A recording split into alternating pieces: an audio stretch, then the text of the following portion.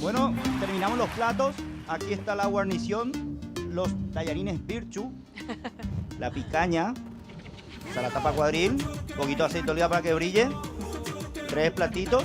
Virchu no sé dónde se fue. A ver. Dale, no quedamos solos. No sé dónde está. ¿Dónde fue? Chicos, no se preocupen por mí porque yo ya estoy acá esperándolos en la mesa. Me adelanté y ya vine a sentarme acá. Así que yo los espero en la mesa. No sé si necesitan una ayudita de mi parte o algo. No, sí, qué mal lo mío como anfitriona. Sentarme antes que el invitado, ¿no? El invitado que quedé viene solo. a trabajar. A ver, acercate a la mesa. Vamos a... Tráenos No, postre, pero a ver. primero vamos a servir los postres. En el Ay, centro qué- de la mesa. ¿Sí? Sí. Bueno, la pinta que tiene nuestro almuerzo hoy es increíble. Fue cambiando la receta a lo largo del programa, pero eso dio gusto. Dio Claro. gusto luego, porque ahora tenemos un poquito más de color en Sí. nuestro menú. Bueno, permiso, ¿eh? Bueno, Adelante.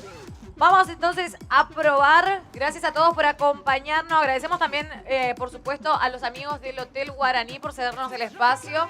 Y por supuesto Mira, me también mordí. por la atención de siempre. Antes de despedirnos, agradecemos también a los amigos del Antiguo, por supuesto.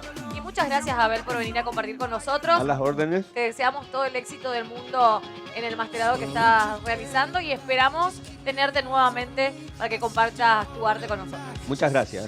Un placer. Aunque Salud, sea con- nos vamos, con aunque agüita. sea con agua. 2 Dale. veces dice que hay que brindar con agua. 1, 2. Uno Uno más, más, sí, uno uno más, más, dale. uno más. Salud. Salud.